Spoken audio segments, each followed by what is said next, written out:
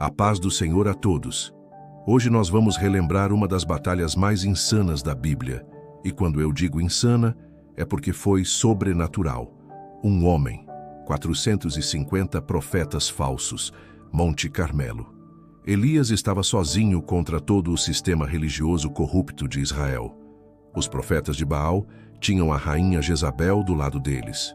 Tinham poder, prestígio, tinham tudo, menos uma coisa: o Deus verdadeiro. O desafio, simples e mortal. Quem responder com fogo do céu, esse é Deus. Eles gritaram, dançaram, se cortaram. Nada. Elias molhou o altar, orou uma vez, e o céu explodiu. Essa história não é só sobre o passado, é sobre coragem, fé verdadeira, e o que acontece quando você confia no Deus vivo enquanto todos te chamam de louco. Fica comigo até o final, porque essa mensagem vai incendiar seu coração. O sol escaldante de Israel batia impiedosamente sobre a terra ressecada. Havia 3 anos e 6 meses que não caía uma única gota de chuva sobre a nação. Os campos que antes eram verdes e férteis, agora eram extensões áridas de terra rachada. Os riachos haviam secado, transformando-se em leitos de pedra empoeirados. O gado morria de sede, as colheitas falhavam ano após ano, e o povo sofria sob o peso de uma seca que parecia não ter fim. Mas aquela seca não era um acidente climático. Não era apenas uma fase natural de tempo seco. Era um julgamento direto de Deus sobre Israel. Um julgamento profetizado e declarado por um homem, Elias, o tisbita. Elias era diferente de qualquer outro profeta que Israel havia conhecido. Ele não vinha de uma família sacerdotal prestigiada, não tinha credenciais impressionantes ou conexões políticas. Era um homem do deserto, rústico e direto, com roupas feitas de pelos de camelo amarradas com um cinto de couro. Seu rosto era queimado pelo sol, seus olhos brilhavam com a intensidade de alguém que havia estado na presença do Deus vivo, e sua voz trovejava com autoridade divina. Anos atrás, Elias havia marchado até a presença do rei Acabe e declarado sem rodeios: "Tão certo como vive o Senhor, Deus de Israel, perante cuja face estou, nem orvalho nem chuva haverá nestes anos, segundo a minha palavra." E então, antes que Acabe pudesse responder, Elias desapareceu, escondido por Deus em lugares secretos onde corvos o alimentavam e um riacho lhe dava água. O rei Acabe era tudo o que um rei de Israel não deveria ser: fraco, manipulável, mais interessado em agradar sua esposa pagã do que em obedecer ao Deus de seus antepassados.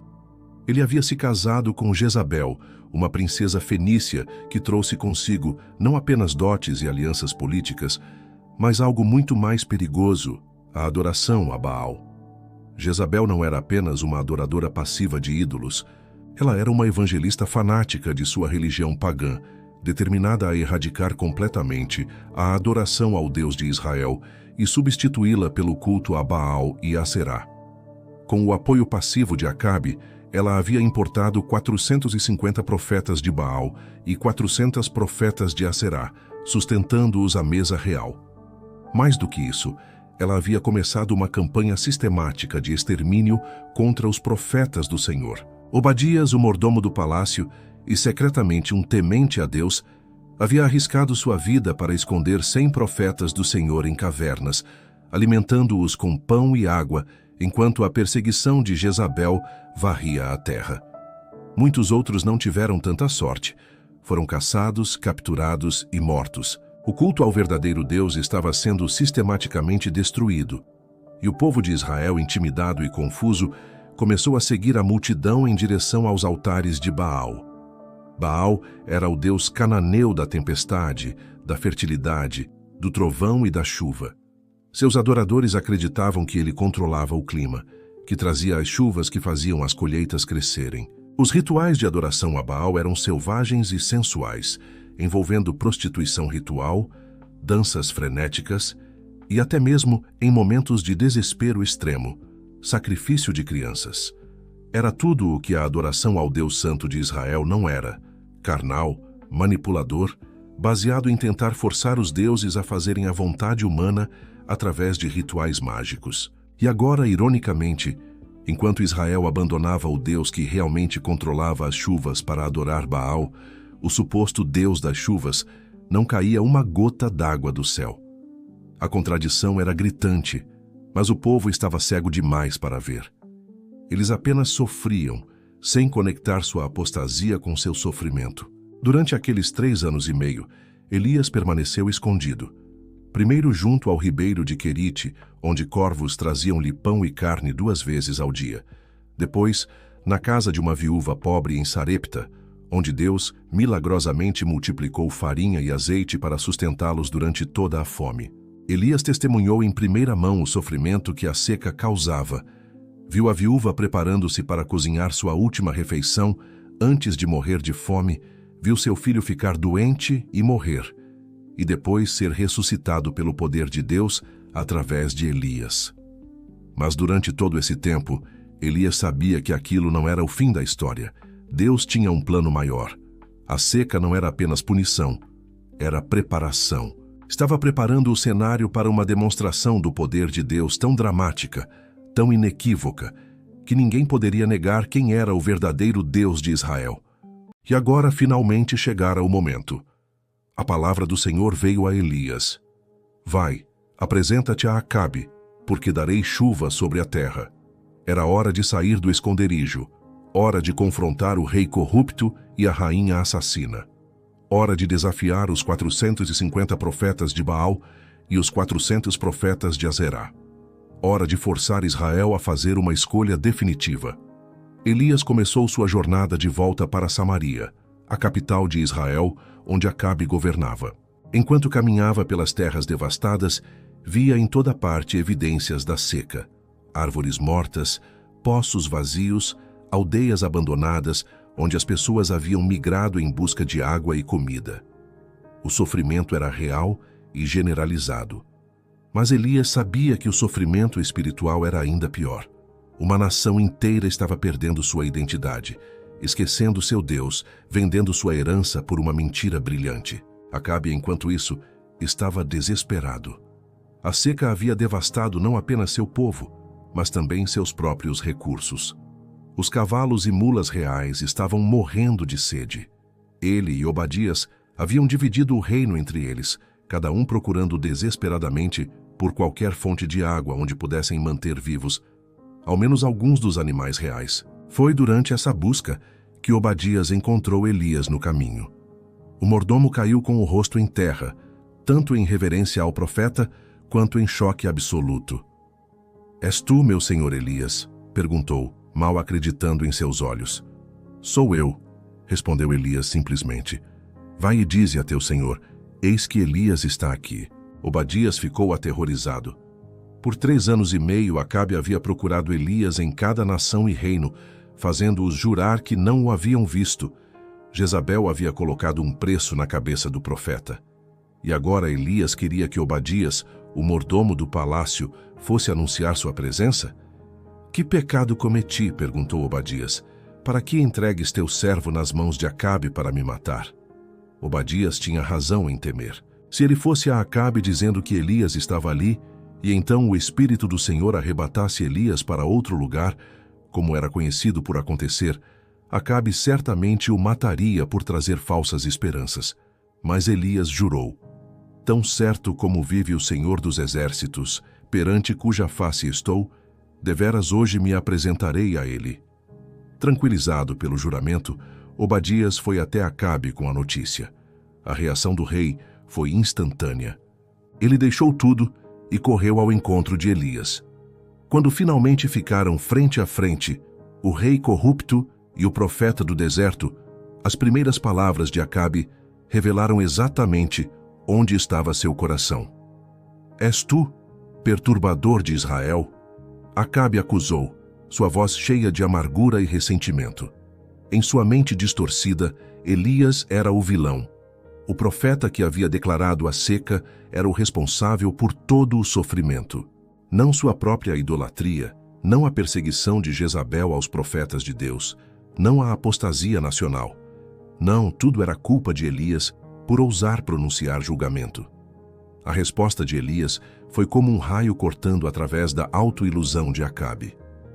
Não sou eu que tenho perturbado a Israel, mas és tu e a casa de teu pai, porque deixastes os mandamentos do Senhor e seguistes os Baalins. Não havia rodeios, não havia diplomacia cuidadosa, não havia tentativa de suavizar a verdade. Elias colocou a responsabilidade exatamente onde pertencia, aos pés de Acabe e sua casa real. Eles haviam abandonado o Deus de Israel. Eles haviam abraçado os falsos deuses de Canaã. Eles haviam liderado a nação para longe da verdade, e agora estavam colhendo as consequências de suas escolhas. Mas Elias não havia vindo apenas para apontar culpa. Ele tinha vindo com uma proposta tão audaciosa, tão arriscada, tão dramaticamente confrontacional que só poderia ter vindo de Deus. Agora, pois, manda reunir todo o Israel no Monte Carmelo, declarou Elias, sua voz ecoando com autoridade profética. E também os 450 profetas de Baal e os 400 profetas de Aserá que comem da mesa de Jezabel. O Monte Carmelo era perfeito para o que Elias tinha em mente. Era uma montanha proeminente com vista para o mar Mediterrâneo, visível de grande parte do norte de Israel. Era um local tradicionalmente associado à adoração, tanto do Senhor quanto mais recentemente de Baal. E estava em território disputado perto da fronteira com a Fenícia, de onde Jezabel viera. Ali, naquela montanha, diante de todo Israel, haveria um teste, um confronto definitivo, uma demonstração inequívoca de quem era o verdadeiro Deus. Não mais ambiguidade, não mais meio termo, não mais tentar servir dois senhores. Israel teria que escolher. Acabe, surpreendentemente, concordou. Talvez estivesse curioso. Talvez estivesse desesperado o suficiente pela chuva para tentar qualquer coisa.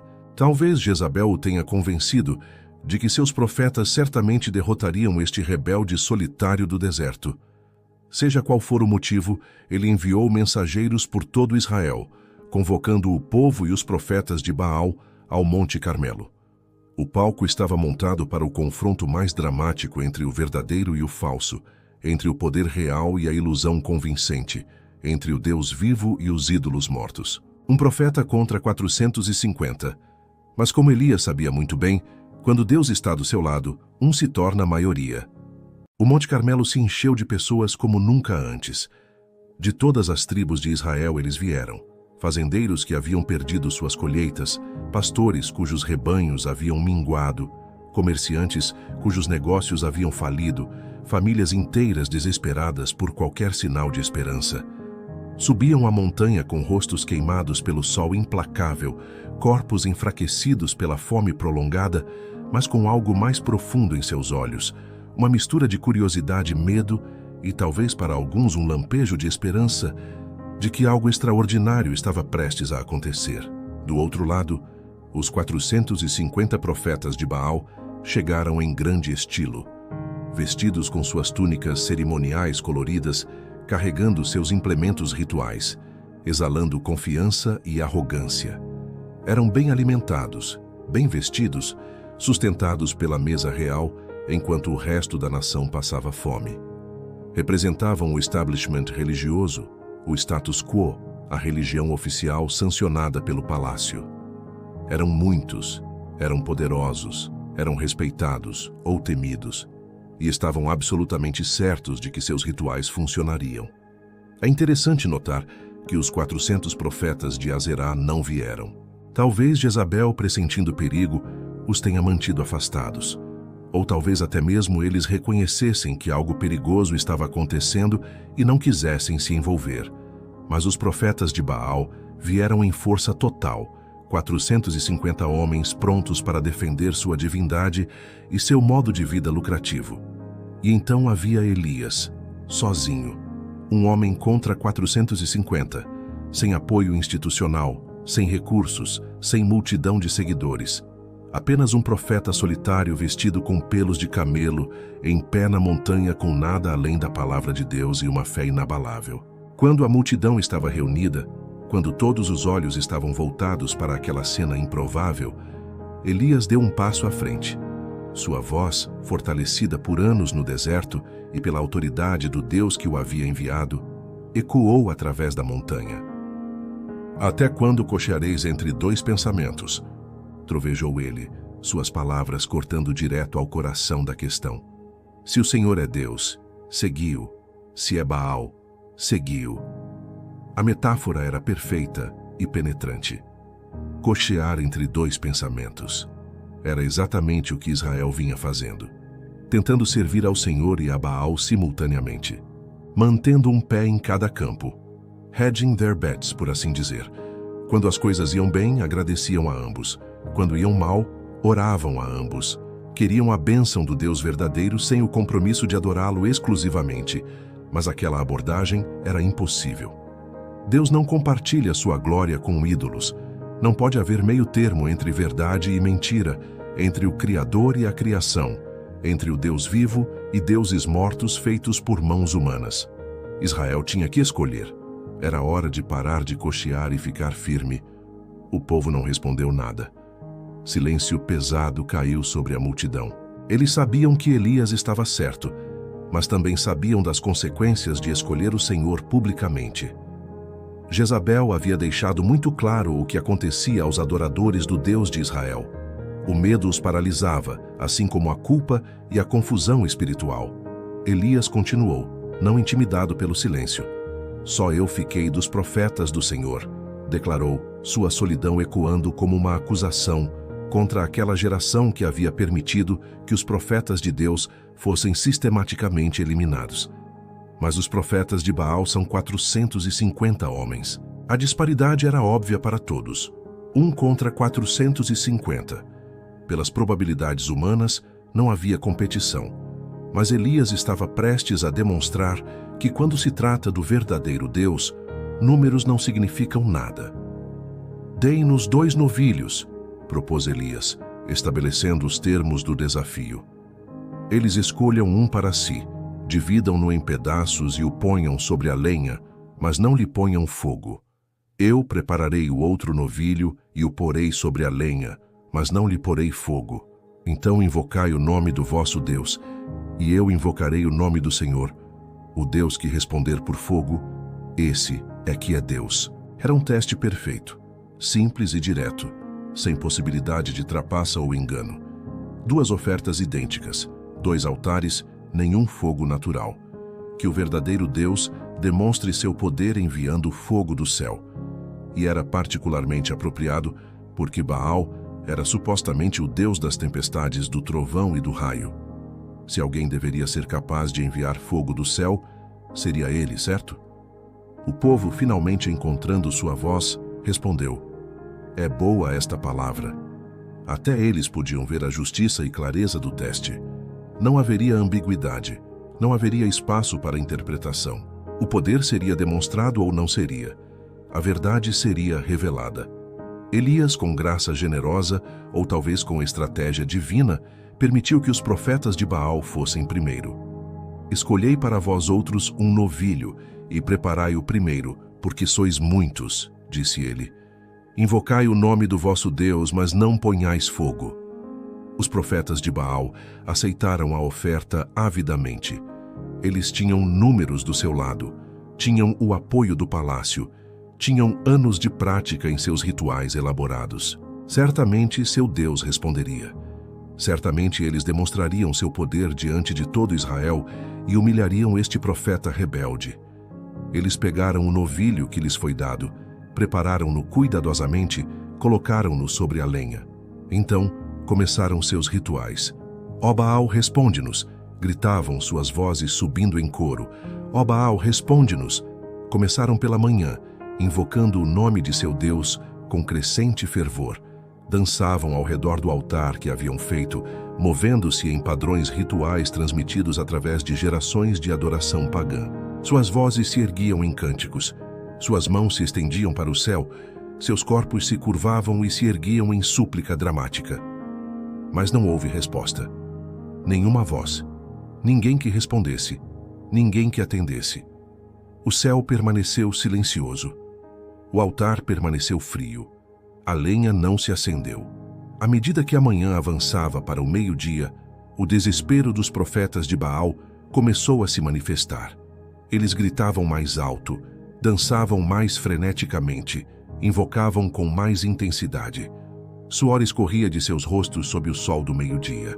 Suas vozes ficavam roucas de tanto gritar, mas ainda assim, nada. Silêncio absoluto do céu. Foi neste ponto que Elias começou a zombar deles. Não era crueldade gratuita, era parte da demonstração.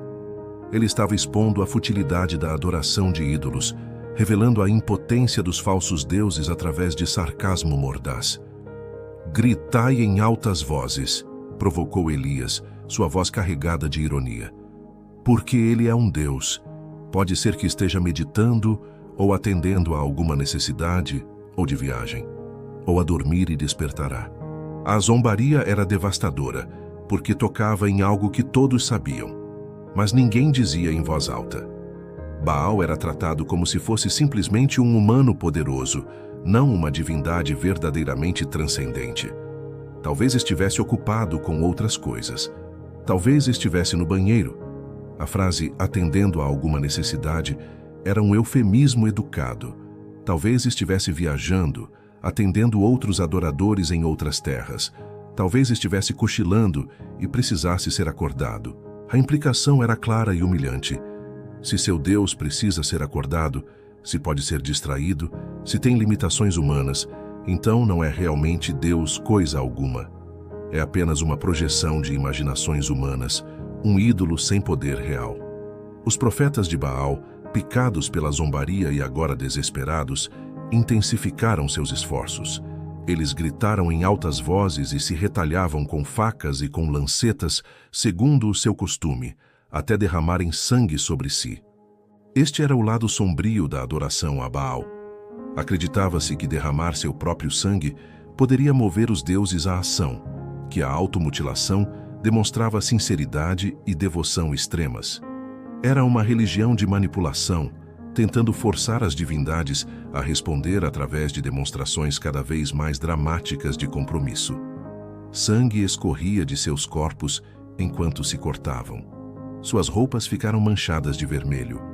A dor devia ser intensa, mas eles continuavam, impulsionados pelo desespero e pela humilhação pública.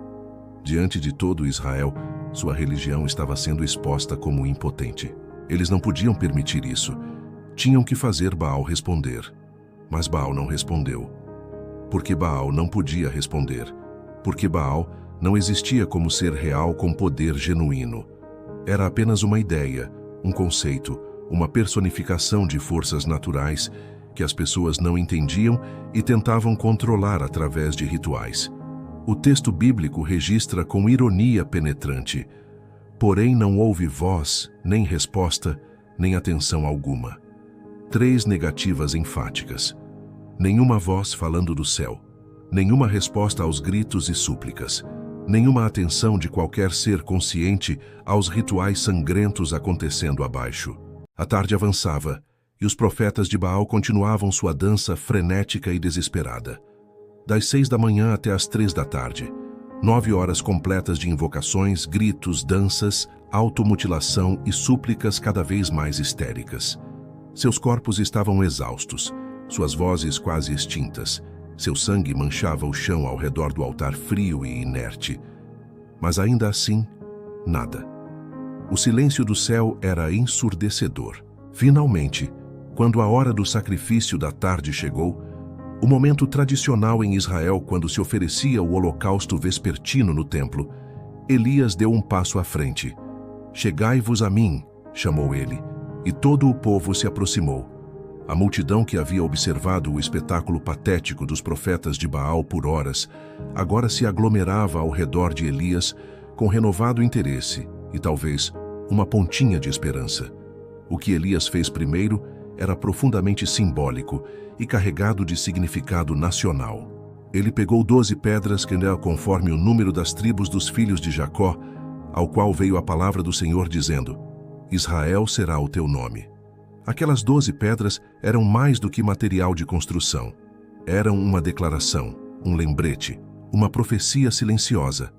Israel estava dividido, politicamente em 2 reinos, Israel no norte e Judá no sul, e espiritualmente em lealdades fraturadas entre o Senhor e Baal. Mas Elias, ao usar 12 pedras, estava proclamando que, aos olhos de Deus, Israel ainda era uma nação, um povo, uma aliança. A divisão era temporária. A identidade de Israel como povo de Deus era eterna.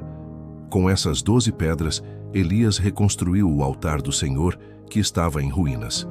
Este era outro golpe simbólico. Havia altares ao Senhor espalhados por Israel em tempos passados, mas durante o reinado de Acabe e Jezabel, muitos haviam sido destruídos ou caído em desuso. O altar em ruínas representava o estado espiritual de Israel, quebrado, negligenciado, esquecido. Mas Elias o reconstruiu. Pedra por pedra, ele restaurou o lugar de encontro entre Deus e seu povo. Não era apenas preparação prática para um sacrifício, era um ato profético de restauração nacional.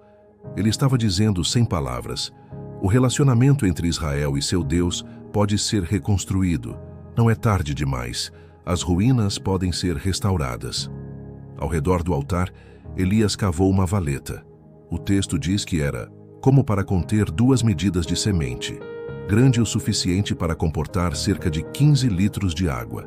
Era uma valeta substancial, profunda e larga, circulando completamente o altar.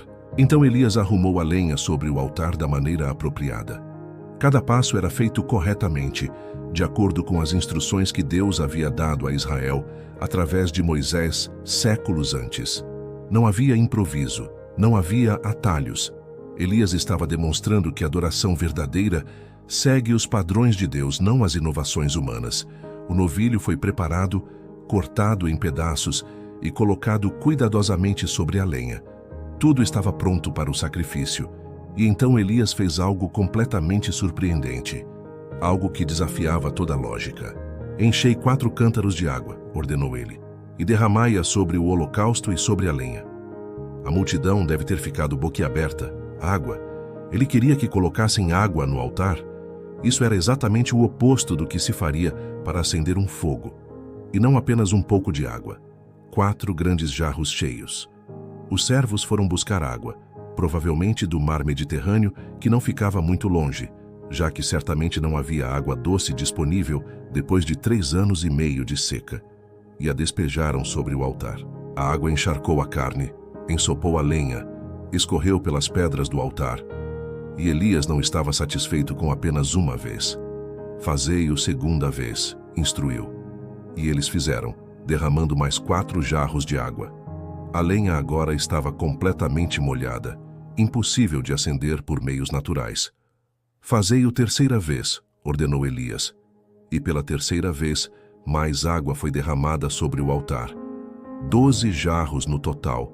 Novamente, o número 12, talvez representando todas as tribos de Israel sendo purificadas, limpas, preparadas para um novo começo. A quantidade de água era tanta que não apenas encharcou o sacrifício e a lenha, mas a água corria ao redor do altar e ele encheu a valeta de água. A trincheira que Elias havia cavado estava agora completamente cheia, formando um fosso de água ao redor do altar encharcado. O que Elias estava fazendo? Por que tornar impossível o que já seria difícil? A resposta é profunda. Ele estava eliminando completamente qualquer possibilidade de fraude ou truque. Não poderia haver nenhum fogo escondido sob as pedras, nenhuma faísca preservada na lenha, nenhuma forma natural de o altar se incendiar. Quando o fogo viesse, e Elias não tinha dúvida de que viria, seria inequivocamente, inegavelmente, impossível de explicar por meios naturais. Mas havia outra camada de significado. Água e fogo são opostos. Em um país devastado por 3 anos e meio de seca, onde não havia caído uma gota de chuva, onde as pessoas estavam morrendo de sede, derramar generosamente toda aquela água era uma demonstração dramática de fé.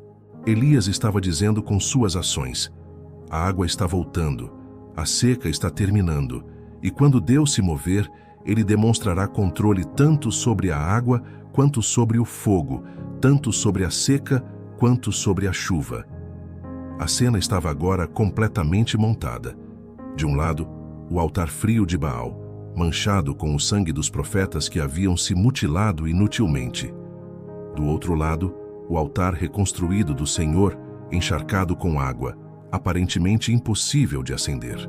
Entre eles uma nação inteira observando, esperando, prendendo a respiração para ver o que aconteceria a seguir. Os profetas de Baal estavam exaustos, humilhados, silenciados finalmente.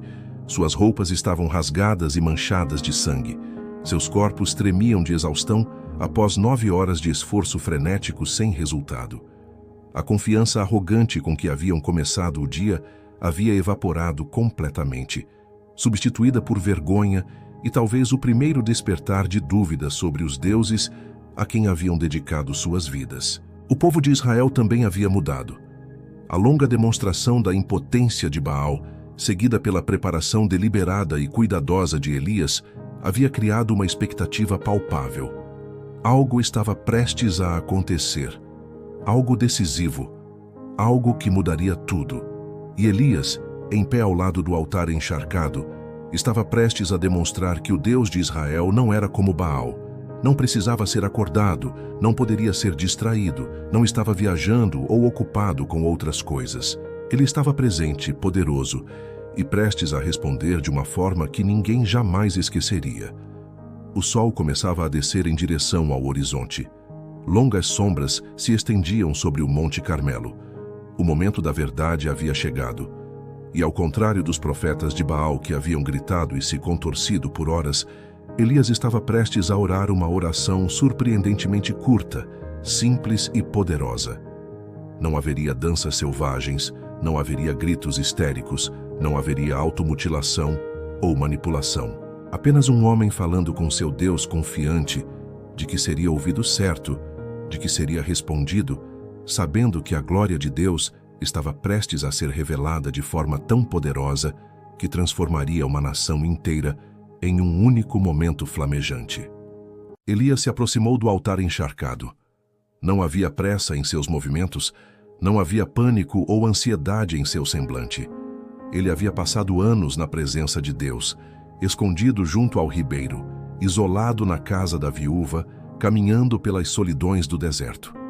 Conhecia a voz de Deus, confiava em suas promessas e sabia com absoluta certeza que Deus honraria sua palavra naquele momento.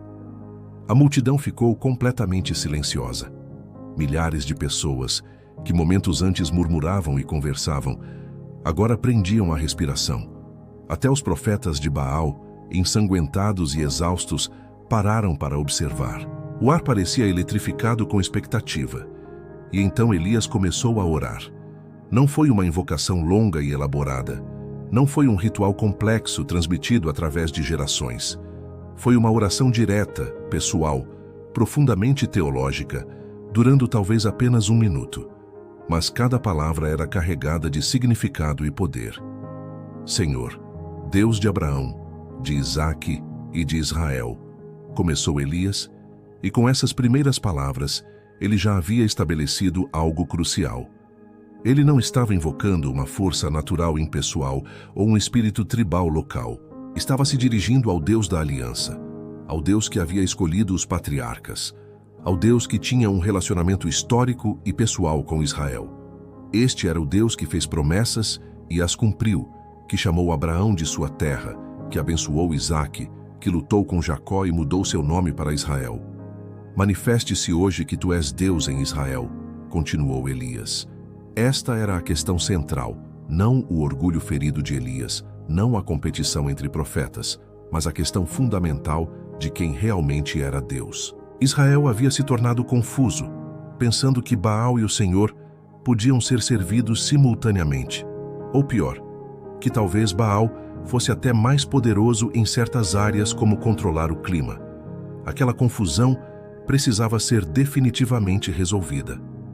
E que eu sou teu servo, e que conforme a tua palavra fiz todas estas coisas, Elias declarou. Era importante estabelecer que ele não estava agindo por iniciativa própria, não estava sendo rebelde ou presunçoso. Tudo o que havia feito, declarar a seca, esconder-se, reaparecer, convocar esta confrontação no Monte Carmelo, tudo havia sido sob ordens diretas de Deus. Elias era um servo obediente, não um líder revolucionário autônomo. E então veio o coração da oração. a súplica central que revelava o verdadeiro motivo de tudo.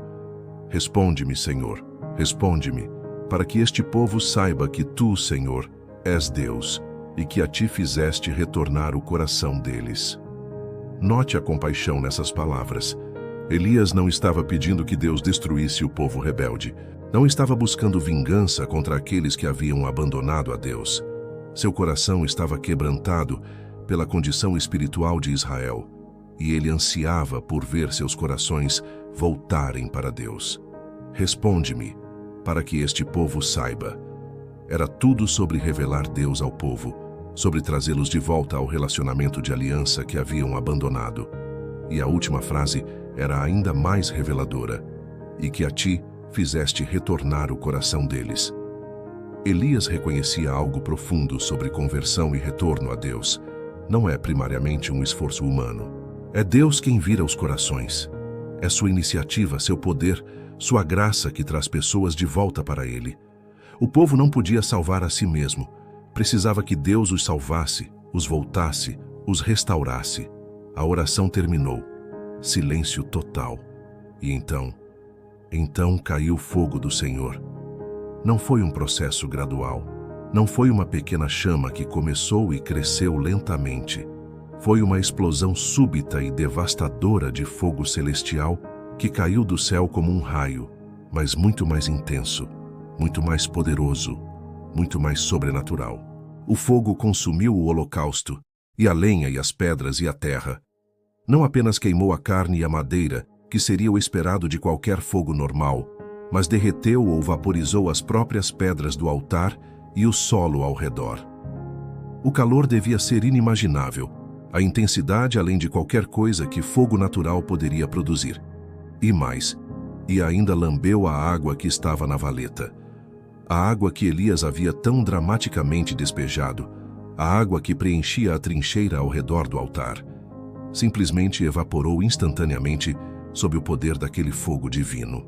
Em um segundo, o que estava encharcado estava não apenas seco, mas completamente vaporizado. O impacto visual deve ter sido impressionante além de palavras. Uma coluna de chamas brilhantes descendo do céu, o rugido da combustão instantânea, o calor intenso que fazia a multidão recuar, o espetáculo de ver pedra e terra se desintegrarem sob poder sobrenatural, e tudo acontecendo em segundos, talvez menos que um minuto completo. Não havia como negar o que estava acontecendo. Não havia como explicar aquilo em termos naturais. Não havia raio no céu. Não havia tempestade. Não havia fonte natural para aquele fogo. E mesmo que houvesse, nenhum fogo natural consumiria pedra e vaporizaria água instantaneamente. Era inequivocamente, inegavelmente, impossível de ser qualquer coisa, exceto um ato direto de Deus. A reação do povo foi imediata e universal. Vendo isto, todo o povo se prostrou e disse: "O Senhor é Deus, o Senhor é Deus." Eles caíram com seus rostos no chão, não conseguindo ficar de pé diante daquela demonstração de poder divino. E as palavras que gritaram eram uma confissão de fé, um reconhecimento da verdade, uma rejeição de toda a apostasia que os havia escravizado. O Senhor é Deus, o Senhor é Deus. Yahvé, não Baal. O Deus de Israel, não os ídolos de Canaã. O Deus vivo e verdadeiro, não as projeções impotentes da imaginação humana. Era uma conversão nacional acontecendo em tempo real. Um momento de clareza coletiva, onde a confusão foi destruída tão completamente quanto o altar foi consumido. Compare o silêncio que saudou as invocações dos profetas de Baal, com a resposta instantânea e devastadora a uma oração simples de 3 frases de Elias.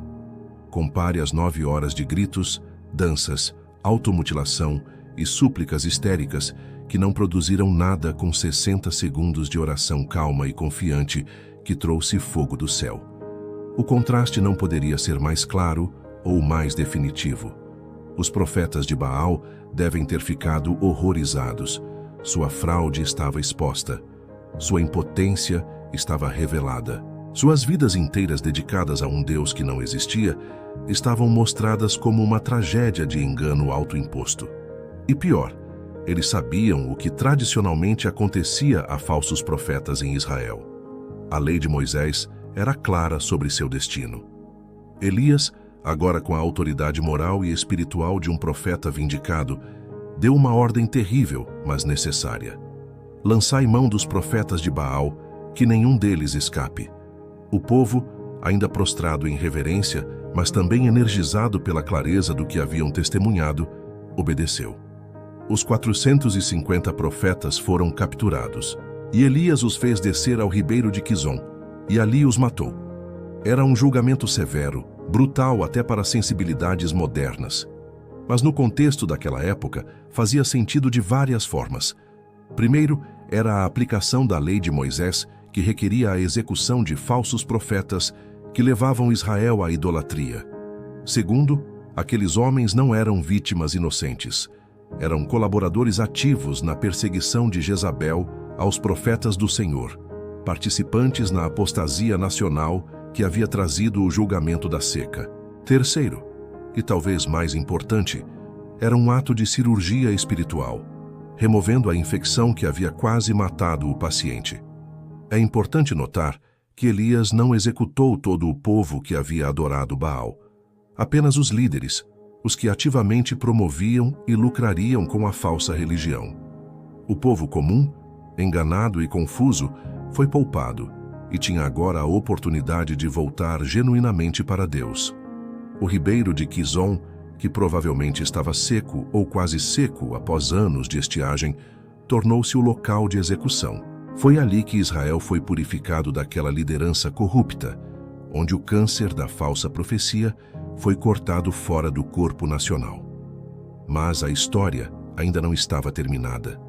O fogo havia caído, os falsos profetas haviam sido julgados, o povo havia se voltado para Deus. Mas ainda não havia chuva. A terra ainda estava seca, as colheitas ainda estavam perdidas, a fome ainda agraçava. A questão permanecia: quando viria a chuva que Deus havia prometido? Após a execução dos profetas de Baal, Elias se voltou para Acabe. O rei havia observado tudo: a demonstração patética de seus profetas pagãos, o fogo sobrenatural que consumiu o sacrifício de Elias, a conversão em massa do povo e agora a eliminação dos profetas que sua esposa Jezabel havia sustentado. Deve ter sido um dia que transformou completamente sua visão de mundo, assumindo que ele ainda tinha capacidade de aprender com o que via. Sobe, come e bebe, disse Elias ao rei, porque já se ouve o ruído de abundante chuva. Era uma declaração notável porque, naquele momento, não havia nenhum sinal visível de chuva. O céu ainda estava claro, o ar ainda estava seco. As condições não eram diferentes do que haviam sido por 3 anos e meio. Mas Elias ouvia a chuva, não com seus ouvidos físicos, mas com seus ouvidos espirituais. Deus havia prometido chuva, o julgamento havia terminado, o povo havia se arrependido. Portanto, a chuva estava chegando, tão certamente como se já estivesse caindo. Acabe, provavelmente aliviado por ainda estar vivo e talvez genuinamente impactado pelo que havia testemunhado, obedeceu. Subiu para comer e beber, voltando presumivelmente para alguma estrutura ou tenda onde provisões haviam sido preparadas. Mas Elias não foi comer. Ele havia vencido a maior batalha espiritual de sua vida. Havia visto Deus se mover poderosamente. Havia testemunhado uma nação inteira voltar para o Senhor. Mas ele entendia algo crucial. Demonstrações poderosas de Deus não eliminam a necessidade de oração persistente. O fogo havia caído em resposta a uma oração curta. Mas a chuva exigiria algo diferente, intercessão prolongada e persistente. Elias subiu ao cume do Carmelo, registra o texto. Ele se afastou das multidões, do tumulto, da celebração e confusão do dia. Buscou solidão, um lugar quieto onde pudesse se concentrar completamente em buscar a face de Deus. O cume da montanha oferecia vista para o mar Mediterrâneo, de onde as nuvens de chuva viriam. E então, naquela postura que se tornaria icônica, se inclinou para a terra e meteu o rosto entre os joelhos. Era uma posição de humildade profunda, de concentração intensa, de completa dependência de Deus. Não era a postura de alguém que acabara de vencer uma grande vitória e agora estava confiante e relaxado. Era a postura de alguém que entendia que cada bênção de Deus, cada resposta à oração, cada manifestação de seu poder requer que nos aproximemos dele com humildade e persistência. Vai, olha para a banda do mar. Elias instruiu seu servo. O jovem obedientemente subiu a um ponto de observação e olhou em direção ao Mediterrâneo, esquadrinhando o horizonte em busca de qualquer sinal de nuvens. Mas não havia nada. Não há nada, reportou ele ao voltar. A resposta de Elias é instrutiva. Torna lá 7 vezes. Ele não desistiu na primeira resposta negativa. Não interpretou a ausência de nuvens como um sinal de que Deus não responderia. Ele simplesmente continuou orando, continuou esperando, continuou crendo na promessa de Deus, mesmo quando as evidências visíveis ainda não haviam aparecido. O servo voltou e olhou novamente. Nada. Voltou e olhou uma terceira vez. Nada. Quarta vez. Quinta vez. Sexta vez. A cada vez, o mesmo relatório desanimador. Não há nada. Mas Elias não vacilou. Permaneceu em sua postura de oração, seu rosto entre seus joelhos, intercedendo persistentemente pela chuva que Deus havia prometido. Havia uma profunda lição espiritual sendo demonstrada aqui. Fé verdadeira não é presunção que espera que Deus responda instantaneamente a todos os pedidos. Fé verdadeira persevera em oração mesmo quando as respostas demoram, mesmo quando as evidências ainda não aparecem, mesmo quando circunstâncias sugerem que nada está mudando. Elias sabia que Deus daria chuva. Ele havia declarado isso a Acabe com confiança total. Mas ele também sabia que sua parte era continuar buscando a Deus em oração, até que a resposta se manifestasse. Há um mistério aqui sobre como a soberania de Deus e a responsabilidade humana trabalham juntas, como Deus pode ter decretado algo e ainda assim esperar que oremos por isso, como oração persistente, é o meio pelo qual os propósitos de Deus são realizados na terra. Na 7ª vez, finalmente houve uma mudança. Eis que se levanta do mar uma pequena nuvem, do tamanho da palma da mão de um homem, reportou o servo. Era minúscula, quase insignificante. Apenas uma pequena mancha no horizonte que facilmente poderia passar despercebida ou ser descartada como irrelevante. Mas para Elias, treinado para reconhecer as obras de Deus, aquela nuvenzinha era tudo o que ele precisava ver. Sobe e dize a Acabe: aparelha o teu carro e desce, para que a chuva te não apanhe. Elias ordenou urgentemente. De uma nuvem do tamanho de uma mão para instruções de fugir da chuva torrencial, parece um salto enorme. Mas Elias entendia os caminhos de Deus. Quando Deus começa a se mover, quando ele dá o primeiro sinal de sua resposta, as coisas podem escalar dramaticamente e muito rápido. E foi exatamente o que aconteceu. Entretanto, os céus se enegreceram com nuvens e vento, e veio grande chuva. Não foi uma garoa leve ou uma chuva moderada. Foi uma tempestade massiva, o tipo de chuva torrencial que só vem depois de longa seca. As nuvens se acumularam rapidamente, o vento começou a soprar, e então os céus se abriram.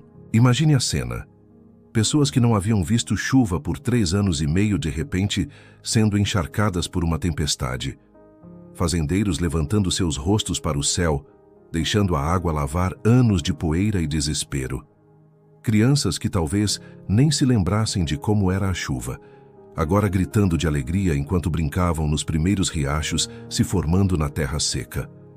Mulheres chorando de alívio, sabendo que suas famílias não morreriam de sede ou fome. A própria terra parecendo suspirar de alívio, enquanto a água penetrava solo rachado e sedento.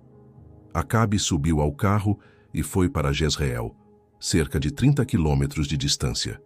Ele estava fugindo da chuva, correndo para chegar em casa antes que as estradas se tornassem intransitáveis com lama. E então algo extraordinário aconteceu.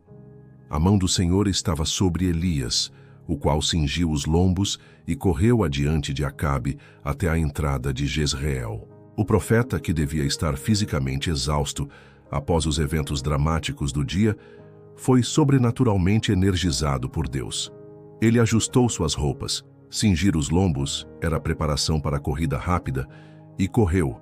Não apenas correu, mas correu mais rápido que os cavalos de Acabe, chegando a Jezreel antes do rei. Por que Deus capacitou Elias para fazer isso? Provavelmente por múltiplas razões. Primeiro, era uma demonstração final de honra ao profeta diante do rei, mostrando que o homem de Deus merecia respeito. Segundo, era mais uma prova do poder sobrenatural de Deus. O mesmo Deus que enviou fogo do céu e trouxe chuva após anos de seca, podia também dar velocidade sobre-humana a seu servo. Terceiro, garantia que Elias chegasse primeiro a Jezreel, o que seria importante para os eventos que se desenrolariam a seguir. Os ídolos modernos podem não ser estátuas de Baal, mas são igualmente exigentes e igualmente impotentes. Dinheiro, status, prazer, poder, sucesso, aprovação social. Estas são as divindades que multidões adoram hoje, sacrificando tempo, relacionamentos, integridade e paz em seus altares. E como Baal, esses ídolos prometem muito, mas entregam pouco, exigem tudo, mas não satisfazem nada. Eles deixam seus adoradores exaustos, vazios, cortados e sangrando espiritualmente, gritando por respostas que nunca vêm. Segunda lição: a impossibilidade de servir dois senhores. Até quando cocheareis entre dois pensamentos? A pergunta de Elias ressoa através dos séculos. Israel queria ter ambos, a respeitabilidade de adorar o Deus de seus antepassados e a popularidade de seguir as tendências religiosas de seus vizinhos.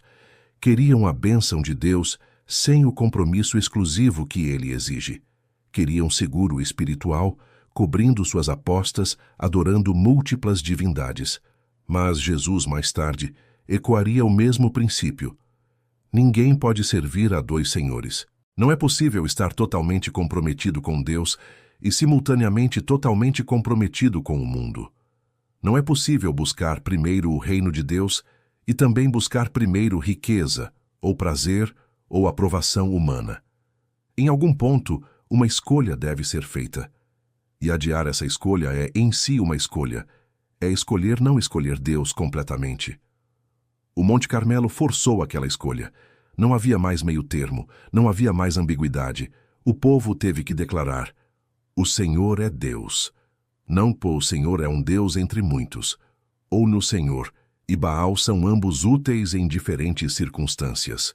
Mas simplesmente, exclusivamente, definitivamente, o Senhor é Deus. Ponto final. Terceira lição: a natureza da verdadeira adoração versus religião falsa. O contraste entre os profetas de Baal e Elias não poderia ser mais marcante. Os profetas de Baal operavam no paradigma da manipulação. Através de rituais corretos, sacrifícios suficientes, demonstrações dramáticas o bastante, eles tentavam forçar seu Deus a responder. Era transacional, mecânico, baseado em desempenho. Eles tinham que fazer mais, tentar mais, sangrar mais para talvez conseguir uma resposta. Elias, por outro lado, simplesmente falou com Deus. Sua oração foi curta, pessoal, confiante. Não havia manipulação, não havia tentativa de forçar a mão de Deus. Havia apenas um relacionamento, um servo falando com seu senhor, um filho se dirigindo a seu pai. E a resposta foi imediata, poderosa, inequívoca. Esta é a diferença fundamental entre religião e relacionamento. Religião diz: eu devo fazer o suficiente para merecer a atenção de Deus, para ganhar seu favor, para forçá-lo a responder. Relacionamento diz: Deus me ama, me conhece e ouve minha voz. Eu venho a Ele com confiança, não porque mereço, mas porque Ele é fiel. Quantas pessoas hoje estão exaustas de tentar fazer mais para Deus, seguindo regras cada vez mais rígidas, realizando rituais religiosos intermináveis, tentando ser bons o suficiente para merecer o amor de Deus. Eles são como os profetas de Baal, cortando-se espiritualmente, gritando cada vez mais alto, dançando cada vez mais freneticamente, mas nunca encontrando a paz que vem de simplesmente conhecer a Deus. Quarta lição: o poder da oração. Duas cenas de oração destacam-se no Monte Carmelo. Primeira, a oração curta de Elias por fogo. 3 frases que trouxeram uma resposta dramática e instantânea. Segunda, a oração prolongada por chuva. Elias perseverando através de 6 relatórios negativos até ver o primeiro sinal de nuvens. Ambas as cenas ensinam algo crucial sobre oração. A primeira nos mostra que Deus pode responder instantaneamente quando é seu propósito fazê-lo. Não precisamos torturar nossas orações em longos discursos elaborados para impressionar a Deus ou persuadi-lo. Ele conhece nossos corações, ouve nossas palavras e responde de acordo com sua vontade e sua glória. A segunda cena nos mostra que às vezes Deus escolhe que perseveremos em oração, que esperemos, que continuemos buscando mesmo quando respostas demoram. Não porque ele precise ser convencido, ele já havia prometido enviar chuva, mas porque há algo valioso no próprio processo de oração persistente. Ela molda nosso caráter, aprofunda nossa dependência de Deus e nos prepara para receber a bênção quando ela chega. Tiago, escrevendo séculos depois, usaria Elias como exemplo. Elias era homem sujeito às mesmas paixões que nós, e orando pediu que não chovesse, e por 3 anos e 6 meses não choveu sobre a terra. E orou outra vez, e o céu deu chuva, e a terra produziu o seu fruto. A lição? Elias não era sobre-humano. Era uma pessoa normal como nós, com fraquezas e medos, como sua fuga de Jezabel provaria. Mas ele orava, fervorosamente, persistentemente, com fé. E Deus respondia poderosamente. Quinta lição: a fidelidade de Deus às suas promessas. Deus havia dito através de Elias que não choveria, e não choveu por 3 anos e meio, nenhuma gota. Deus disse que choveria novamente, e choveu exatamente quando ele determinou. Ele não é um homem para mentir, nem filho do homem para se arrepender. O que ele promete, ele cumpre. O que ele declara, ele realiza. Israel estava aprendendo, da maneira difícil, que Deus é sério sobre seus pactos.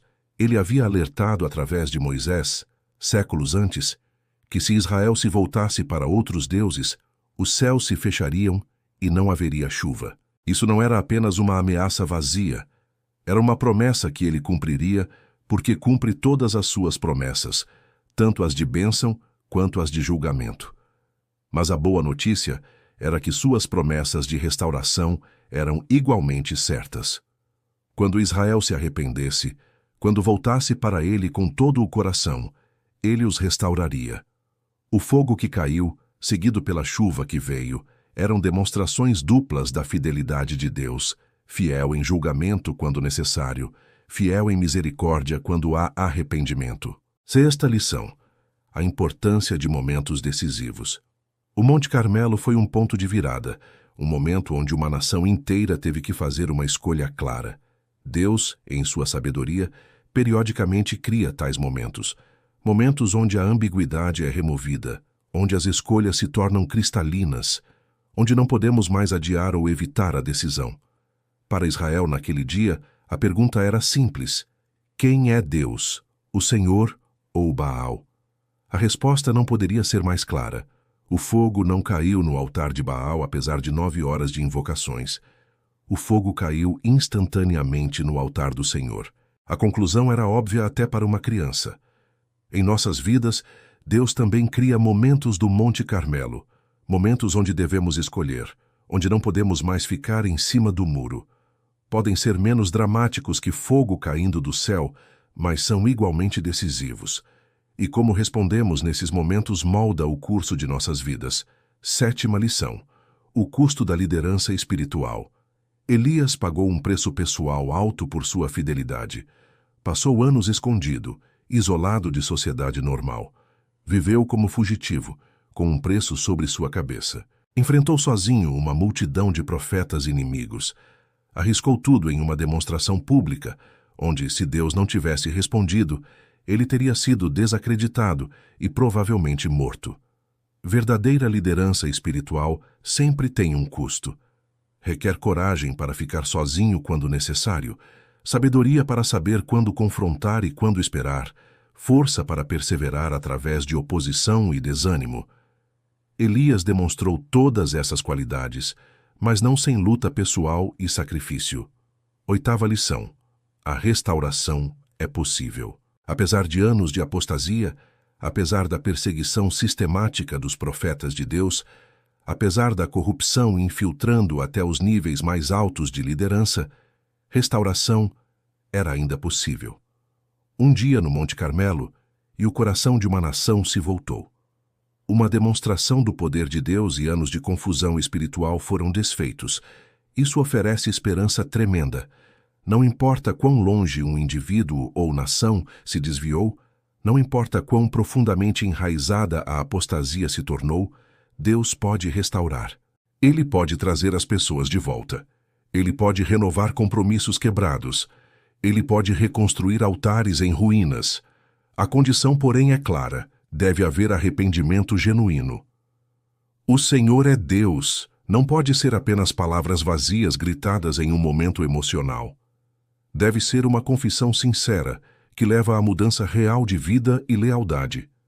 Nona lição: o papel do sobrenatural na vida de fé. Alguns tentam naturalizar esta história, explicar o fogo como algum tipo de raio freak ou combustão química. Mas isso perde completamente o ponto. O sobrenatural não foi acidental ou periférico, foi central à mensagem. Deus intencionalmente fez algo que não poderia ser explicado naturalmente, precisamente para demonstrar que Ele é sobrenatural, que Ele não está limitado pelas leis da natureza, porque Ele as criou. A fé cristã não é apenas sobre princípios morais bons ou filosofia sábia. É sobre um Deus que intervém na história, que age no mundo, que realiza milagres. Desde a criação até a ressurreição, o sobrenatural permeia a narrativa bíblica. E aqueles que tentam remover ou minimizar o sobrenatural ficam com uma fé que é filosófica, mas impotente, eticamente instruída, mas incapaz de transformar. Décima lição: vitórias espirituais não eliminam desafios futuros. O dia no Monte Carmelo foi glorioso: fogo do céu, conversão nacional, chuva após anos de seca. Mas não resolveu todos os problemas. Jezabel ainda estava no palácio. Acabe ainda era fraco. A corrupção sistêmica permanecia. E como os eventos subsequentes mostrariam, até Elias lutaria com desânimo e dúvida.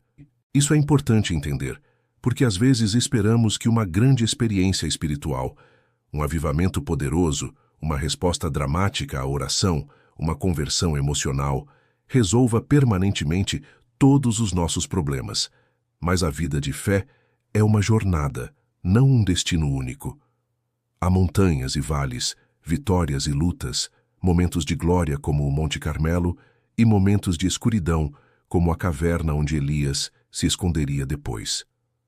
O que sustenta não são as experiências de pico, por mais gloriosas que sejam, mas o relacionamento contínuo e cotidiano com Deus. Elias havia aprendido a conhecer a Deus não apenas nos momentos dramáticos de fogo caindo, mas nos dias quietos, junto ao ribeiro, nas noites solitárias na casa da viúva, nas longas horas de oração no topo da montanha.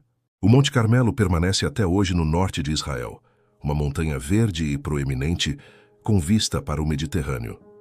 Turistas e peregrinos visitam, tiram fotos, admiram a vista, mas poucos realmente capturam o significado profundo do que aconteceu ali há quase 3.000 anos. Um momento que não apenas mudou o curso da história de Israel, mas estabeleceu princípios espirituais que ressoam através de todas as gerações. A história de Elias versus os profetas de Baal tornou-se, com razão, uma das narrativas mais famosas da Bíblia. É dramaticamente satisfatória. Há um herói solitário, vilões claramente definidos, uma competição de alto risco, uma conclusão espetacular.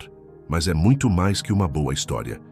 É uma revelação do caráter de Deus e da natureza da verdadeira fé. O Deus revelado no Monte Carmelo não é distante ou desinteressado. Ele não é simplesmente uma força cósmica impessoal ou um princípio filosófico abstrato. Ele é pessoal, poderoso, presente. Ele ouve a oração de seu servo. Ele responde dramaticamente quando sua glória está em jogo. Ele se importa profundamente com o estado espiritual de seu povo e age decisivamente para trazê-los de volta a si mesmo. Este Deus também não tolera rivais. Não porque ele é inseguro ou ciumento no sentido humano, mas porque ele sabe que nenhum outro Deus pode realmente ajudar suas pessoas. Os ídolos são impotentes, as alternativas são ilusões. Adorá-los não é apenas tecnicamente errado, é destrutivo, levando inevitavelmente ao vazio, decepção e, finalmente, destruição. O ciúme de Deus é o ciúme de um amante que vê seu amado sendo enganado por um impostor, de um pai que vê seu filho sendo ludibriado por um predador. E então, há a graça impressionante demonstrada no Monte Carmelo. Israel merecia julgamento. Havia se prostituído espiritualmente, havia perseguido os profetas de Deus, havia trocado a verdade pela mentira. Mas em vez de simplesmente destruí-los, Deus deu a eles uma demonstração que tornava o arrependimento possível. Responde-me, Senhor, responde-me, para que este povo saiba que tu, Senhor, és Deus, e que a ti fizeste retornar o coração deles. Mesmo o arrependimento deles era, em última análise, obra de Deus, iniciado por sua graça, tornado possível por sua revelação de si mesmo. Os profetas de Baal, em contraste com a graça mostrada ao povo, receberam julgamento, mas até isso era necessário e apropriado. Eles não eram vítimas inocentes de confusão religiosa. Eram colaboradores ativos em um sistema que estava destruindo espiritualmente uma nação inteira.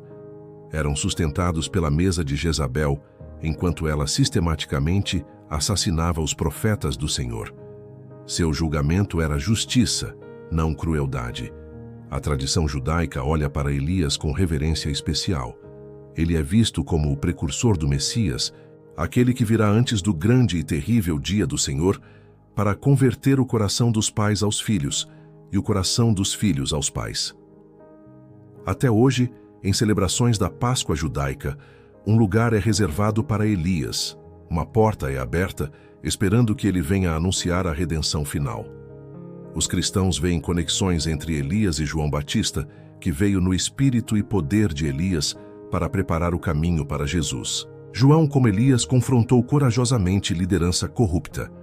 Como Elias, chamou o povo ao arrependimento. Como Elias, permaneceu fiel mesmo quando isso custou tudo. E há ecos do Monte Carmelo no ministério do próprio Jesus. Quando ele foi transfigurado na montanha, quem apareceu com ele?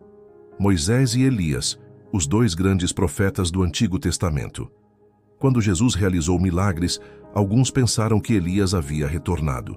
A expectativa de que Deus se moveria poderosamente, estabelecida tão dramaticamente no Monte Carmelo, permeava a esperança judaica e foi cumprida, em última análise, não em outro profeta, mas no Filho de Deus. A igreja primitiva, enfrentando suas próprias batalhas entre verdade e erro, encontrou inspiração em Elias. Tiago, como mencionamos, usou-o como exemplo de oração eficaz. Paulo ecoou o tema do remanescente fiel quando escreveu aos Romanos, citando a época de Elias, quando Deus havia preservado 7.000 que não se curvaram a Baal, um lembrete de que mesmo em tempos de apostasia generalizada, Deus sempre mantém um remanescente fiel. Através da história da igreja, o Monte Carmelo tem inspirado aqueles que enfrentam a necessidade de escolher entre compromisso conveniente e convicção custosa. Os reformadores, chamando uma igreja corrupta de volta às Escrituras, viam-se como herdeiros de Elias. Missionários confrontando sistemas de crenças pagãs com o Evangelho, lembravam-se de que um homem com Deus é maioria. Mártires, enfrentando escolha entre negar Cristo ou morrer, ouviam ecos de "Até quando cocheareis entre dois pensamentos?" E a história continua relevante hoje porque os desafios fundamentais não mudaram. Vivemos em uma era de pluralismo religioso, onde dizer que há um único Deus verdadeiro é considerado intolerante ou estreito, onde sinceridade é valorizada acima da verdade, onde todas as crenças são vistas como igualmente válidas desde que tornem a pessoa feliz. Mas o Monte Carmelo proclama uma mensagem diferente. Verdade importa. Não todos os caminhos levam a Deus. Não todos os deuses são reais. Não toda a espiritualidade é igualmente válida. Há um Deus verdadeiro, e ele se revelou. E embora isso possa soar exclusivista, em uma era que valoriza a inclusividade acima de tudo, É, na verdade, a mensagem mais inclusiva possível, porque esse Deus único e verdadeiro convida todos, absolutamente todos, a virem até Ele. Até quando cocheareis entre dois pensamentos? A pergunta ainda ecoa. Quantos hoje estão tentando servir Deus e Mamon? Buscar primeiro o reino de Deus e também buscar primeiro segurança financeira? Amar a Deus com todo o coração e também amar as coisas do mundo? Ser sal e luz e também ser indistinguível da cultura ao redor? O Monte Carmelo nos chama a fazer uma escolha. Não podemos ter ambos. Não podemos manter um pé em cada mundo.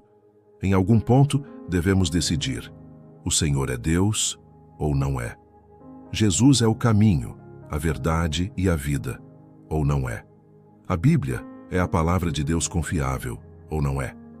E quando fazemos essa escolha, quando paramos de cochear e ficamos firmes, quando deixamos de lado a ambiguidade e abraçamos a clareza, quando nos comprometemos totalmente em vez de parcialmente, descobrimos o que Israel descobriu naquele dia, que Deus responde, que Ele se move poderosamente em favor daqueles que o buscam de todo o coração, que altares em ruínas podem ser reconstruídos, que secas espirituais podem terminar, que fogo pode cair do céu. A água que Elias despejou sobre o altar, 12 jarros de água impossível em meio a uma seca, representa todos os obstáculos que tornamos impossíveis em nossas mentes. Nunca poderia voltar para Deus, eu fui longe demais. Nunca poderia ser perdoado, eu fiz coisas terríveis demais. Nunca poderia mudar, estou quebrado demais. Nunca poderia ter fé real, tenho dúvidas demais. Mas quando Deus envia seu fogo, a água não é obstáculo, é simplesmente mais evidência de seu poder. Ele não é impedido por nossa bagagem, nosso passado, nossas falhas, nossas dúvidas. Ele pode acender fogo nas vidas mais encharcadas pela decepção, mais saturadas com dúvida, mais impregnadas de fracasso. O preço pago pelos profetas de Baal é um lembrete sombrio de que há consequências para liderar outros ao erro. Professores, líderes, influenciadores, aqueles que moldam as crenças de outros, carregam responsabilidade pesada. Tiago advertiu: meus irmãos, não sejam muitos de vocês mestres, pois vocês sabem que nós, que ensinamos, seremos julgados com maior rigor. A perseverança de Elias em oração, enviando seu servo 7 vezes para verificar por nuvens, fala àqueles de nós que ficam desanimados quando respostas demoram. Continue orando. Continue olhando. Continue acreditando. A resposta está chegando, tão certamente como aquela nuvenzinha do tamanho de uma mão se tornou uma tempestade que encharcou a terra. E a corrida de Elias diante do carro de Acabe, sobrenatural, impressionante, impossível por força humana, nos lembra que quando estamos fazendo o trabalho de Deus, Ele nos dá a força necessária, não antes de precisarmos, não para armazenar, mas exatamente quando precisamos, exatamente o suficiente para o que Ele nos chamou a fazer. O Monte Carmelo finalmente nos aponta para uma montanha maior, o Calvário, onde outro sacrifício seria oferecido. Não fogo do céu, mas a ira de Deus caindo sobre seu próprio Filho. Não um novilho, mas o Cordeiro de Deus. Não para demonstrar poder divino, embora certamente fizesse isso, mas para demonstrar amor divino, que Deus amou o mundo de tal maneira que deu seu Filho unigênito. E como no Monte Carmelo, uma escolha é exigida, não entre o Senhor e Baal, mas entre aceitar ou rejeitar o sacrifício de Cristo. Entre reconhecer Jesus como Senhor e Salvador, ou viver independentemente dele. Entre vida e morte, luz e trevas, verdade e mentira. Até quando cocheareis entre dois pensamentos? Se o Senhor é Deus, segui-o. A pergunta ainda espera por resposta. Não apenas intelectualmente, os profetas de Baal provavelmente teriam concordado intelectualmente que o Senhor era poderoso depois de ver o fogo cair. Mas existencialmente, com toda a sua vida, suas escolhas, seus compromissos, suas lealdades, o fogo ainda pode cair. Não talvez literalmente do céu, embora Deus certamente poderia se escolhesse, mas no sentido de Deus se revelando poderosamente, Deus transformando vidas, Deus trazendo convicção e conversão. O mesmo Espírito Santo que caiu como fogo sobre os discípulos no Pentecostes ainda está disponível para acender corações hoje. A chuva ainda pode vir. Secas espirituais podem terminar. Terras ressequidas podem florescer. O que estava morto pode reviver. Mas requer a mesma combinação que vimos no Monte Carmelo. Demonstração do poder de Deus, levando ao arrependimento genuíno, seguida por oração persistente que se recusa a desistir até que a promessa se cumpra. O legado do Monte Carmelo é, portanto, tanto desafio quanto encorajamento. O desafio: pare de cochear, faça sua escolha, comprometa-se totalmente. O encorajamento: quando você faz isso, quando fica do lado de Deus sem reservas, Ele responde poderosamente. Ele move montanhas, Ele envia fogo e chuva, Ele transforma impossibilidades em testemunhos de sua glória. 3.000 anos depois, a montanha ainda fala. O altar pode ter se desintegrado há muito tempo, os participantes há muito falecidos, o reino de Israel há muito caído. Mas a verdade proclamada naquele dia permanece eterna. O Senhor, Ele é Deus. Não há outro. E Ele é digno de toda a nossa adoração, toda a nossa lealdade, toda a nossa vida. Que possamos ouvir a pergunta: até quando cocheareis? Que possamos fazer a escolha: o Senhor é Deus. Que possamos testemunhar a resposta: fogo do céu e chuva sobre a terra. E que nossas vidas se tornem altares reconstruídos onde o fogo de Deus queima continuamente, proclamando sua glória a uma geração que desesperadamente precisa ver que Ele é real, Ele é poderoso e Ele é Deus. A história do Monte Carmelo continua ecoando através dos séculos, chamando cada geração a fazer sua escolha. Que as verdades proclamadas naquela montanha há 3.000 anos possam encontrar eco em seu coração hoje. Obrigado por me acompanhar nesta jornada pelo Monte Carmelo. Que o fogo de Deus queime em sua vida. Até a próxima.